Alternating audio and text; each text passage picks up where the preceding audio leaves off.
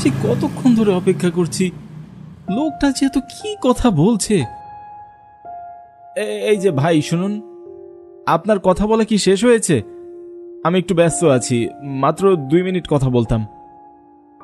আরে ধুর, আমার কথা শেষ হয়েছে কিনা সেইটা তো আমি বুঝবো, তাতে তোর কি রে ছোড়া? হ্যাঁ, না মানে অনেকক্ষণ ধরে অপেক্ষা করে আছি, আপনি একটু তাড়াতাড়ি করবেন প্লিজ। না, এদের জ্বালায় তো দেখছি কথাও কওয়া যাইবে না শান্তিতে। লোকটা আপন মনে বিড়বিড় করে বলতে বলতে চলে যায়। যাই হোক, অন্তত বিদায় তো হলো।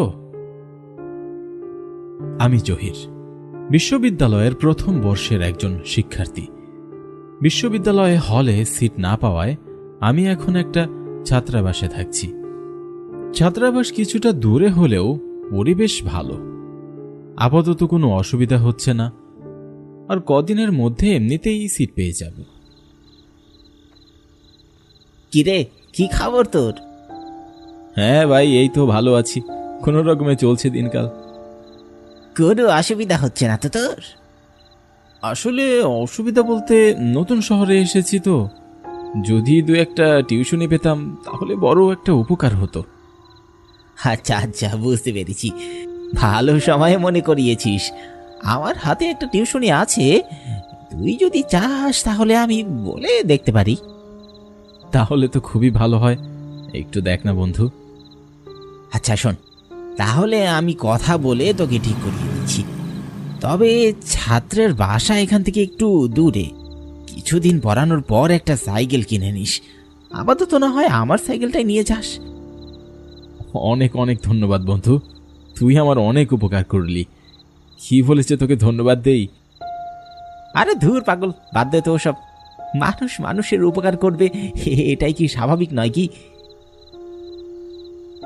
তারপর আমি টিউশনি শুরু করি। কিছুদিনের মধ্যে টাকা গুছিয়ে একটা সাইকেলও কিনে ফেলি। আশেপাশে আরও 2-1টা টিউশনি নিয়েছি, এখন আর কোনো অসুবিধা হয় না। এভাবে দিনগুলো বেশ ভালোই কাটছিল। তবে একদিন টিউশনি শেষ করে মেসের দিকে রওনা হলাম। সেদিন ছিল বুধবার। তখন আকাশটা বেশ মেঘলা হয়েছিল, মনে হচ্ছে যে যে কোনো সময় বৃষ্টি নামতে পারে। প্রায় মাঝপথে পৌঁছানোর পর সত্যি বৃষ্টি শুরু হয়ে গেল। এমন মুষলধারে বৃষ্টিতে সাইকেল চালিয়ে যাওয়াও অসম্ভব, তাই আশেপাশে কোনো দোকান ঘর বা আশ্রয় আছে কিনা সেটা খুঁজতে লাগলাম। কিছুটা দূরে দেখলাম একটা চায়ের দোকান। বৃষ্টি না থামা পর্যন্ত ওখানেই সময় কাটাবো ভেবে দোকানের দিকে এগিয়ে গেলাম। বৃষ্টিতে ভিজে চায়ের দোকানে যেয়ে দাঁড়াতেই,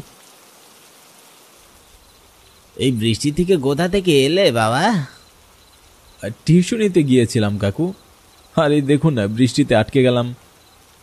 ও আচ্ছা আচ্ছা, বসো তাহলে, আমাদের সাথে গল্প করো। আচ্ছা ঠিক আছে। এই নিমাইদা, ওখানে একটু চা দাও তো। তারপরে তাদের সাথে বসে বিভিন্ন বিষয় নিয়ে গল্প করতে শুরু করলাম। রাতের বেলায় কারেন্ট নেই, বৃষ্টি হচ্ছে, এমন পরিবেশে ভূতের গল্প হলে একদম জমে ক্ষীর। এই নিমাইদা একদম ঠিক বলেছে, বুঝলে? আর সেটা যদি হয় রতন কাকুর মুখে শোনা ভূতের গল্প, তাহলে তো কোনো কথাই নেই। কি যে বলো তোমরা, বুঝলে বাবা? একটু সময় পেলেই চায়ের দোকানে এসে আমরা সবাই মিলে এসে গল্প গুজব করি। আচ্ছা তাই নাকি? তাহলে তো আজকে আপনার মুখ থেকে একটা গল্প শুনেই যাব। আচ্ছা আচ্ছা বেশ, তাহলে আজ বরং তোমাদের একটা ঘটনা বলি, যা আমার সাথে হয়েছিল আজ থেকে প্রায় কয়েক বছর আগের কথা। সেদিন রাতে কিছু জিনিস নিয়ে বাড়িতে বউ ছেলে মেয়ের সাথে কথা কাটাকাটি হয়ে অনেক ঝগড়া হয়। এক পর্যায়ে সন্ধ্যার পর আমি রাগ করে বাড়ি থেকে বেরিয়ে আসি। সে কতজনে আটকানোর চেষ্টা করলো, শুনলামই না। রাগ করে সেই রাতেই বাড়ি থেকে বেরিয়ে আসলাম। অবশ্য রাগ করে এসেছি ঠিকই, কিন্তু কোথায় আর যাব? ভাবলাম আজকে রাতটা না হয় বিলের মধ্যে টঙের ঘরে কাটিয়ে দেব। অবশ্য টঙের ঘর যেন তো আমাদের এদিকে বিলের মধ্যে আবার মাছের খামারের মধ্যে ছোট ছোট ঘর বানানো হয়, সেগুলোকে আমাদের এদিকে টঙের ঘর বলে। ও আচ্ছা আচ্ছা, তারপর? আচ্ছা যাই হোক, শোনো তাহলে। সেদিন ছিল আমাবস্যার এক রাত। আমি বাঁশঝাড়ের পথের মধ্য দিয়ে যাচ্ছিলাম। কিছুটা দূরে যাওয়ার পর হঠাৎ করে মনে হলো ঝোপের মধ্যে কি যেন জল জল করছে। এত রাতে কি জল জল করছে? কেউ কোনো শয়তানি করেছে কিনা ভেবে আমি একটা শক্ত লাঠি নিয়ে ওই ঝোপের মধ্যে জোরে জোরে আঘাত করলাম। ভাবলাম যদি কিছু থাকে তাহলে তো এমনি চলে যাবে। আঘাত করার সময় কেমন যেন একটা হালকা চিৎকারের আওয়াজ শুনলাম, তবে সেই চিৎকার কোনো মানুষের নয়, কেমন যেন অদ্ভুত এক ধরনের আওয়াজ। তারপর সেই জল জল করা আলো বন্ধ হয়ে গেল। যাই হোক, আবারও আমি চলতে শুরু করলাম।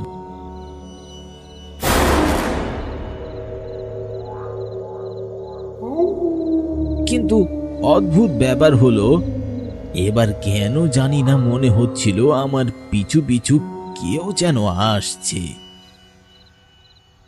চলতে চলতে কয়েকবার পিছনে ফিরে তাকিয়েও কাউকেই পেলাম না। আর কিছু না ভেবে দ্রুত পা চালিয়ে বিলের মধ্যে পৌঁছে গেলাম। আমি সোজা উপরে উঠে টং ঘরের মধ্যে গিয়ে বসলাম। এই সংসার আর ভালোই লাগে না, চারিদিকে খালি অশান্তি আর অশান্তি। কিছুক্ষণ পর মনে হচ্ছিল পুরো ঘর ধরে দুলছে। এমন লাগছে যে নিচের খুঁটি ধরে কেউ খুব জোরে জোরে নাড়াচ্ছে। কিন্তু তা কিভাবে সম্ভব? কি হচ্ছে তা দেখতে আমি বাইরে বেরিয়ে আসলাম।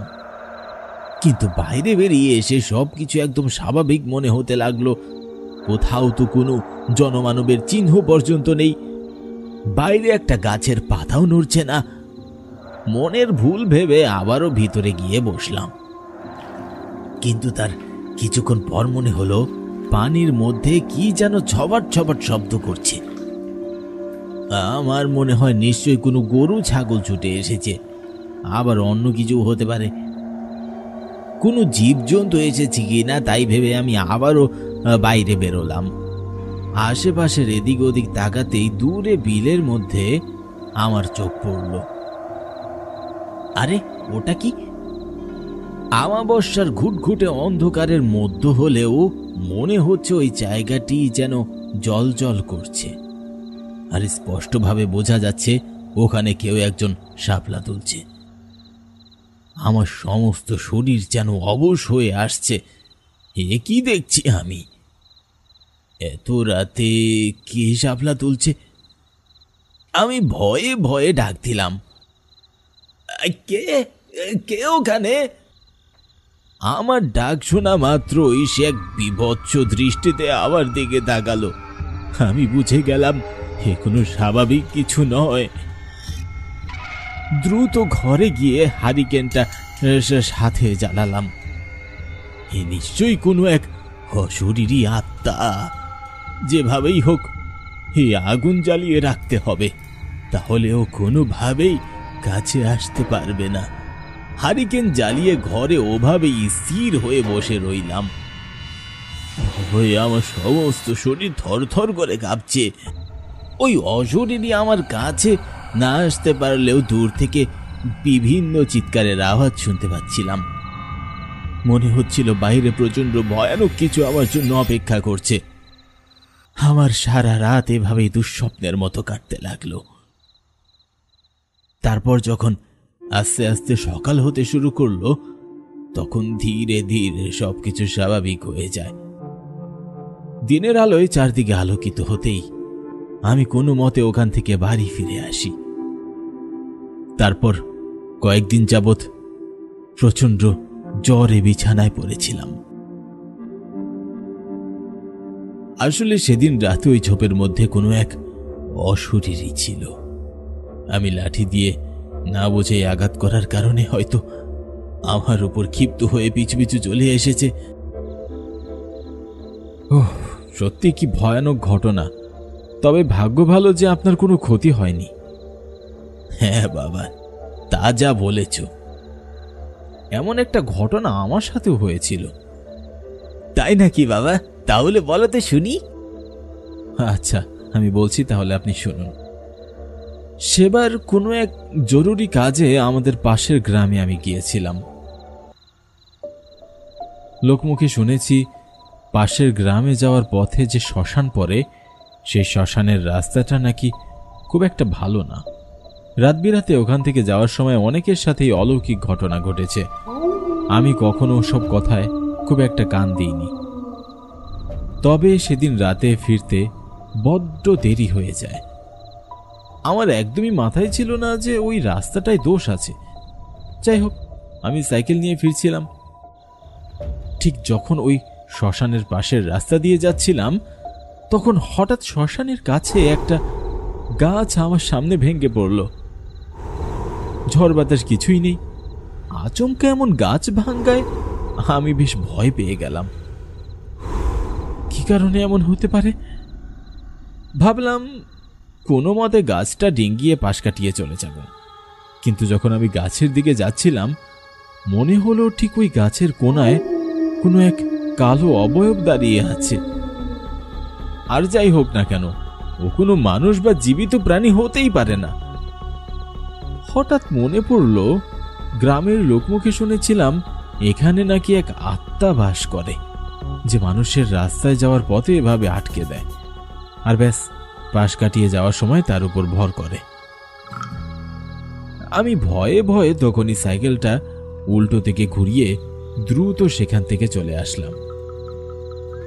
সেদিন রাতে আমি আর বাড়ি ফিরতে পারিনি, পাশের গ্রামে থেকে গিয়েছিলাম। সেদিন রাতে তুমি যদি ওই গাছের উপর দিয়ে আসার চেষ্টা করতে, তাহলে ও নিশ্চয়ই তোমার কোনো ক্ষতি করে দিত। যাই হোক, গল্প করতে করতে বৃষ্টি থেমে গেছে। এখন বাড়ির দিকে রওনা দিই, না হলে আবার অনেক রাত হয়ে যাবে। আচ্ছা ঠিক আছে, তুমি তাহলে যাও বাবা, আর মাঝে মাঝে এখানে এসো কিন্তু। এখন তুমিও আমাদের সাথে পরিচিত হয়ে গেলে। এ পথে যাওয়ার সময় আমাদের সাথে গল্প টল্প করে যেও। এখন সে কথা আর বলতে হবে না কাকু, এমন সময় পেলেই আপনাদের সাথে গল্প করতে চলে আসব। সেদিনের মতো সবার কাছ থেকে বিদায় নিয়ে আমি হোস্টেলে ফিরে আসি। সত্যিই আজকের সন্ধ্যাটা বেশ ভালোই কাটলো। সকলের সাথে গল্পগুজব করে অনেকটা গ্রামে কাটানো দিনগুলোর স্বাদ পেলাম। কালকে আবারও যাব। তার পরের দিনও আমি যথারীতি টিউশনি শেষ করে হোস্টেলের দিকে যাচ্ছিলাম। তখন ভাবলাম একবার দোকান থেকে ঘুরেই যাই, যদি সবার সাথে দেখা হয়। এই ভেবে আমি ঠিক তখনই সেই রাস্তার মোড়ে গিয়ে দাঁড়ালাম। কিন্তু কোথায় কি? গতকাল রাতে যেখানে দোকানটি ছিল, সেখানে তো কোনো দোকানই নেই। তবে আমার স্পষ্ট মনে আছে দোকানটি এখানেই ছিল। পাশে দাঁড়িয়ে থাকা লোকটিকে আমি জিজ্ঞাসা করলাম, আচ্ছা ভাই শুনুন, বলছি এখানে একটা দোকান ছিল না, নিমাইদার চায়ের দোকান?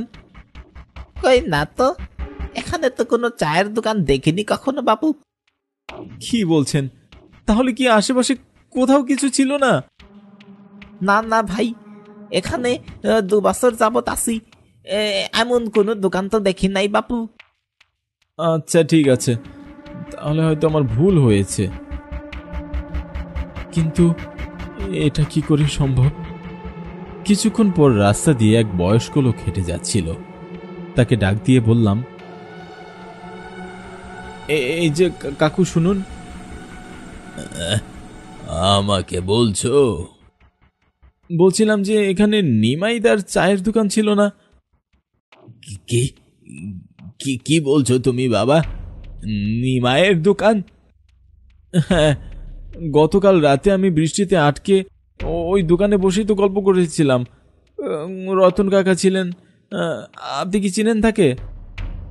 কিন্তু বাবা, তুমি যে দোকানের কথা বলছো, সে দোকান তো এখানে ছিল, তবে তা প্রায় 3 বছর আগে। মানে কি বলছেন আপনি? আসলে বাবা, প্রায় বছর 3 আগে এখানে চায়ের দোকান ছিল। একদিন রাতের বেলা প্রচন্ড ঝড় বৃষ্টির মধ্যে দোকানে 3 জন বসে গল্প করছিল, আর এমন সময় আচমকা দোকানের উপর একটি বাজ পড়ে। দোকানে থাকা সকলেই তখনই মারা যায়। তবে একটা অদ্ভুত বিষয় কি ছিল জানো? লোক মুখে শোনা যায় এখনো নাকি তাদের রাতের বেলায় এখানে বসে গল্প করতে দেখা যায়। কথাগুলো শোনার পর আমার কোনোভাবেই বিশ্বাস হচ্ছিল না। সত্যি সেই রাতে যা কিছু আমি দেখেছিলাম তা সবই আমার কল্পনা ছিল, ভুল ছিল। তারা সত্যি কি বেঁচে নেই? মাঝে মাঝে জীবনে এমন অলৌকিক ঘটনার ব্যাখ্যা হয়তো কারোর পক্ষেই দেওয়া সম্ভব নয়।